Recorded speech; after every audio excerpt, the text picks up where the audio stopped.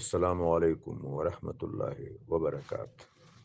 ہماری ایک بیٹی نے نفس کے حوالے سے استفسار کیا الگ سے، تو اس سوال میں بہت جان تھی۔ میں نے سوچا کہ گروپ پر اس حوالے سے اختصار کے ساتھ، اجمال کے ساتھ آپ کے حضور اپنی گفتگو پیش کر دوں۔ اسلامی تصوف میں روحانیان کی سطح پر نفس کے بارے میں بہت کچھ لکھا گیا ہے۔ علماء ظواہر نے بھی اس پر کلام کیا ہے۔ مثلا حافظ ابن قیم رحمہ اللہ نے نفس کے موضوع پر ایک رسالہ لکھا ہے۔ صوفیہ کا کلام اس پر زیادہ ہے، چونکہ وہ تزکیہ کے حوالے سے خود اپنے ساتھ بھی نبرد آزما رہتے ہیں اور اپنے تلامذہ و مریدین کی تزکیہ کی کوشش بھی فرماتے ہیں، لہٰذا ان کے ہاں یہ کلام بھی زیادہ ہے اور ان کی رائے بھی زیادہ مستند ہے۔ حکیم الامہ حضرت اقبال فرماتے ہیں، این کار حکیم نیست دامان کلیم گیر، صد بندہ ساحل مست یک بندہ دریا مست۔ یہ حکیموں کا اور فلسفیوں کا کام نہیں ہے، یہ کلیم کا دامن تھام لو۔ وہ 100 آدمی جو ساحل پر مست ہیں، ان کی مستی اپنی جگہ، وہ جو دریا کے اندر مست ہے وہ قابل توجہ بھی ہے اور قابل التفات بھی۔ اس حوالے سے نفس کی باریکیوں پر کلام کرنے کے حوالے سے ہمیں شیوخ تصوف کو بہت زیادہ مد نظر رکھنا ہوگا۔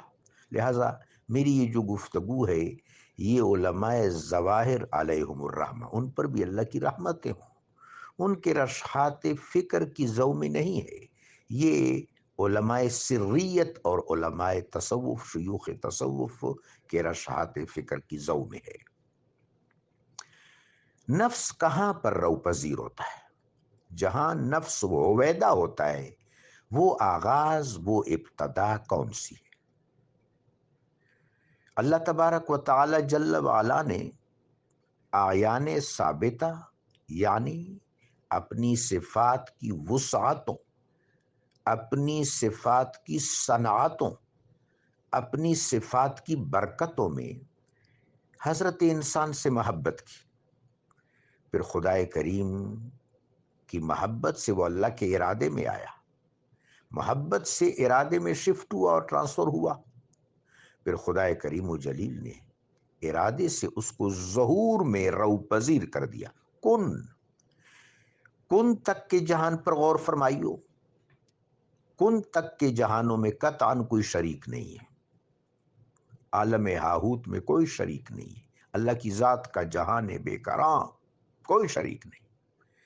پھر عالم لاہوت، صفات و اسماء کی تجلیات کا جہان، وہاں کوئی شریک نہیں ہے، وہ بھی عالم بے کراں ہے۔ اس ہمیشہ سے ہے جس ہمیشہ کی کوئی ابتدا نہیں، اس ہمیشہ تک ہے جس کی کوئی انتہا نہیں، اس حد تک ہے جس کی کوئی حد نہیں۔ پھر کن اللہ کا امر ہے، اس میں بھی کوئی شریک نہیں۔ وَلَمْ يَكُنْ لَهُ شَرِيكٌ فِي الْمُلْكِ وَالْأَمْرِ، اللہ کے تصرف و اختیار میں اور اللہ کے امر میں کوئی شریک نہیں۔ کن کے بعد فیکون کا جو سلسلہ ہے یہ مخلوقات ہیں، اعتبارات ہیں، امکانات ہیں، یہ ذلیات ہیں، یہ بروزات ہیں، یہ برکات ہیں، یہ ممکن الوجود ہیں، معتبر الوجود ہیں۔ ان کو اللہ نے معتبر کیا، اللہ نے ممکن بنایا۔ وجود حقیقی صرف رب جلیل کا ہے، وہ واجب الوجود ہے، محکم الوجود ہے، حقیقت الحقیقت ہے، اصلاً موصوف اللہ ہے، باقی تو اعتبار ہے۔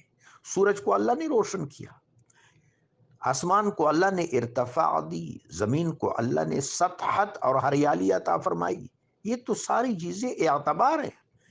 ان کو معتبر کرنے والا، ممکن بنانے والا، ان کے اندر صلاحیتیں اور استعداد پیدا کرنے والا، جوہر پیدا کرنے والا وہ فاتر حقیقی ہے جل شانہ.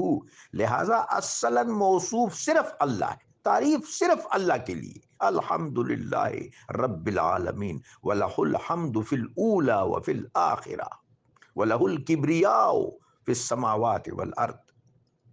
مخلوقات میں سب سے بڑی ہستی باعث تخلیق کائنات، باعث تخلیق کائنات، جوہر اول، نور اول، تعین اول، فخر موجودات صلی اللہ علیہ وآلہ وبارک وسلم ہے. آپ کی ہستی بھی امکان ہے، آپ کی ہستی بھی اعتبار ہے. ہاں، آپ اعتبارات اور امکانات کی وجہ ہیں، علت ہیں، وجہ ہے تخلیق کائنات. اس چیز پر فکر کرنی. آپ ہیں عبد، عبد، عبد اکبر، عبد اعظم، عبدہ. اشہد اللہ الہ، نشہد اللہ الہ الا اللہ وحدہ لا شریک لہ ونشہد ان محمدن عبدہ ورسولہ. لیکن عبد چیز دیگر، عبدہ چیز دیگر، این سراپا انتظار او منتظر. اب یہ فیکون کا جو سلسلہ ہے یہ ڈیسینڈ کرتا چلا گیا، ان چیزوں پر بات ہو چکی ہے.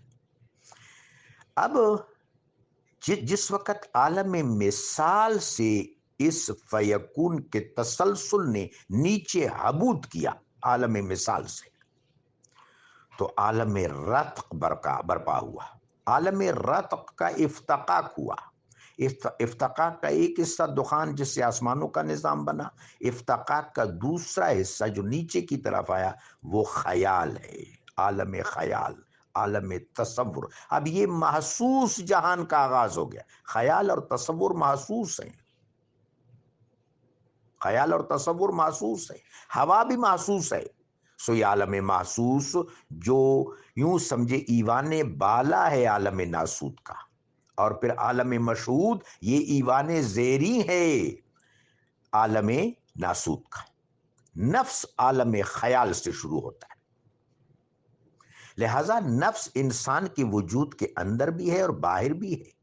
یہ متعمل ہے، یعنی کار فرما ہے، ایکٹیو ہے، انسان کے وجود کے اندر بھی اور وجود سے باہر یونیورس میں بھی.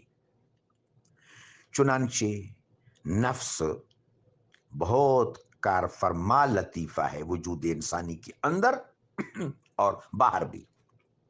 وجود انسانی کے اندر جو نظام باطن ہے اس کے اقلیم 8 ہے: قلب حقیقی، روح، سر، عقل، نفس، وجدان، خفی، اخفا. اب اس میں آج ہمارا موضوع نفس ہے. جس طرح میں نے گزارش کی کہ نفس عالم خیال سے شروع ہو جاتا ہے، پھر انسان کے وجود کے اندر کار فرما ہے، پھر انسان کے وجود سے باہر خارجی کائنات میں آسمان کی وسعتوں تک کار فرما ہے. اب اس نفس کو ہم کس طرح پہچانیں گے؟ سب سے پہلے اس کو ریکگنائز کرنا ضروری ہے. نفس انسانی کی گہرائی اتنی زیادہ ہے، اس کی وسعت اتنی زیادہ ہے کہ وہ تو صرف عرفاء کر سکتے ہیں نا. عرفاء، من عرف نفسہ فقد عرف ربہ. یہ قول میں مصدر پر غور فرمائیو.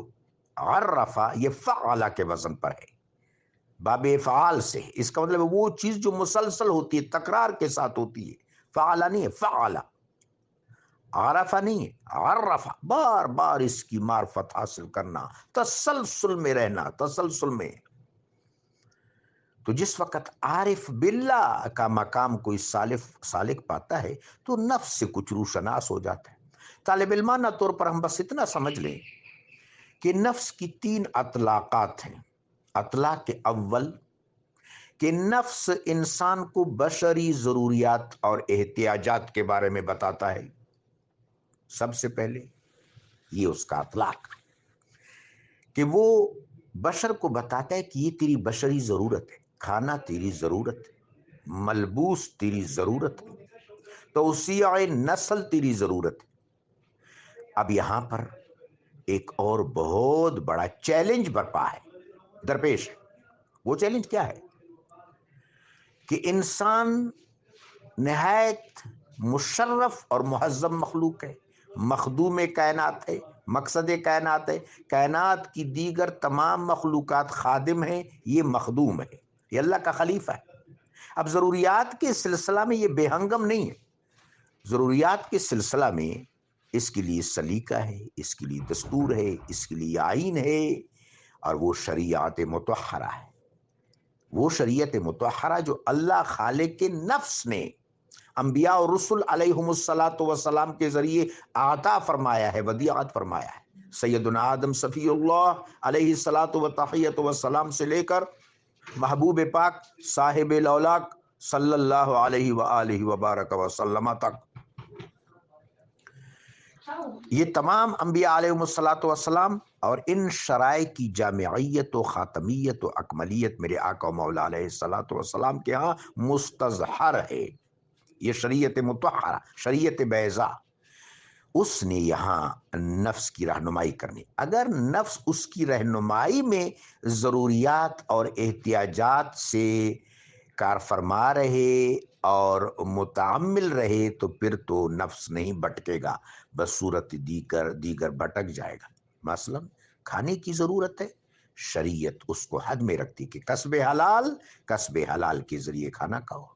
کوئی اور ضرورت ہے کسب حلال، اس کے ذریعے اس ضرورت کا ایفا، تو اسی نسل ہے تو نکاح، انسانی معاشرت، انسانی عمران، انسانی سلیقہ، انسانی شرف، انسانی پاکیزگی، انسانی عفت، انسانی عصمت، یہ چیزیں.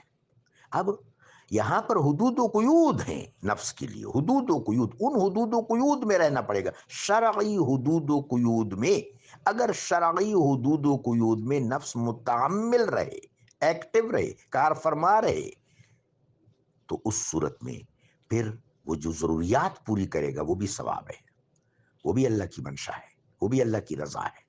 یہ نفس کا پہلا اطلاق ہے. نفس کا دوسرا وظیفہ اور دوسرا اطلاق تزکیہ ہے، اس لیے کہ پورے باطن میں یہی ایک حادثہ ہے، یہی ایک لطیفہ ہے جس پر شیطان اٹیک کرتا ہے.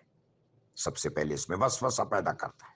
اگر یہ وسوسہ قبول کر لے تو پھر خطوہ پیدا کر دیتے، خطوہ قبول کر لے تو شعا پیدا کر دیتے، شعا قبول کر لے خدا نخواستہ تو جبلت کو بگاڑنے میں کامیاب ہو جاتا ہے. اور وہ اس بدبخت نے جو کہا تھا لأغوینہم، اس کا وہ پروجیکٹ مکمل ہو جاتا ہے. اب یہاں پر نفس کا اطلاق کیا ہے؟ تزکیہ. جس طرح وہ جو بشری تقاضوں کے حوالے سے نفس کا رہنما شریعت ہے، یہاں تزکیہ میں نفس کا رہنما طریقت ہے کہ نفس انسانی اپنے آپ کو وسوسہ، شبہہ، خطوہ، جبلت کی خرابی اور بگاڑ سے محفوظ رکھے، تزکیہ ہوتا رہے، صاف ہوتا رہے، پاک ہوتا رہے، ہوس سے، حرص سے، شہوت سے، بدنیتی سے، نفاق سے، تمرد سے، ریاض سے، عجب سے، ان تمام علائشوں سے پاک ہوتا رہے. یہ دوسرا اطلاق ہے نفس. اب تیسرا مقام ہے نفس کا، جو اس کا اصل مقام ہے، جو اس کا اصل مقام ہے، پرائم مقام جو اس کا ہے، وہ مقام ہے معرفت. کہ جس وقت بشری تقاضوں کے سلسلہ میں نفس حدود و قیود شرعی کو قبول کر لے، پھر دوسرا اطلاق میں تزکیہ پا لے، تو اب وہ استعداد پا لیتا ہے، اب وہ استطاعت پا لیتا ہے، اب وہ صلاحیت پا لیتا ہے، اب وہ اہلیت پا لیتا ہے معرفت کے حصول کے لیے. یہ وہ نفس ہے جو معرفت کا متحمل بھی ہو سکتا ہے، معرفت کا سزاوار بھی ہو سکتا ہے، اور مقام معرفت پر رونق افروز بھی ہو سکتا ہے. اور اب اس صورت میں نفس کو اپنے وجود کے اندر اللہ کا نور نظر آئے گا. وفی انفسکم افلا تبصرون، یہ حقیقت یہاں جلوگر ہوگی، اس سے پہلے نہیں. ہاں پھر باہر میں بھی، خارجی کائنات میں بھی، چونکہ خارجی کائنات میں اللہ کا نور چھایا ہوا ہے، لیکن صاحب معرفت نفس کو نظر آئے گا، مجھ جیسے آدمی کو تو نظر نہیں آئے گا. اللہ نور السماوات والارض مثل نورہ کمشکات. تو یہ نظام ہے، یہ نفس کی معرفت ہے، یہ نفس کی حقیقت ہے. حکیم الامہ حضرت اقبال کی رباعی پر یہ گفتگو ختم کرتا ہوں. حسین بن منصور الحلاج رضی اللہ تعالیٰ عنہ سے حضرت اقبال نے روحانی اسفار میں پوچھا کہ میں جلوہ حق کس طرح پاؤں گا؟ تو حضرت حسین بن منصور الحلاج قدس اللہ سرہ العزیز نے فلک مشتری میں آپ کی رہنمائی فرمائی. آپ حضرت روم کی قیادت میں یہ روحانی اسفار کر رہے تھے. حضرت حسین بن منصور الحلاج قدس اللہ سرہ العزیز نے فرمایا نقش حق اول بجاؤ اندوختن، نقش حق پہلے اپنے جان میں تلاش کرو، وہاں پیدا کرو، بعض اورو در جہاں اندوختن، پھر اس کو جہان میں تلاش کرو، از جان تا در جہاں گردد تمام، می شود دیدار حق دیدار عام، جس وقت جان سے جہان تک یہ نقش، یہ کہکشاں مکمل ہو جائے گی، پھر دیدار حق دیدار عام ہے۔ میرے مولا علی کرم اللہ تعالی وجہ الکریم فرماتے ہیں ما رأیت شیئا الا رأیت اللہ معہ، میں نے کوئی ایسی چیز نہیں دیکھی جس کے ساتھ اپنے رب کو نہ دیکھا ہو۔ یہ ہے معرفت کا عنفوان شباب۔ می شود پردہ چشمم پرے کاہے گاہے، دیدام جہاں را بنگاہے گاہے، وادی عشق بسے دور و دراز است ولے، تے شود جادہ صد سالہ بآہے گاہے۔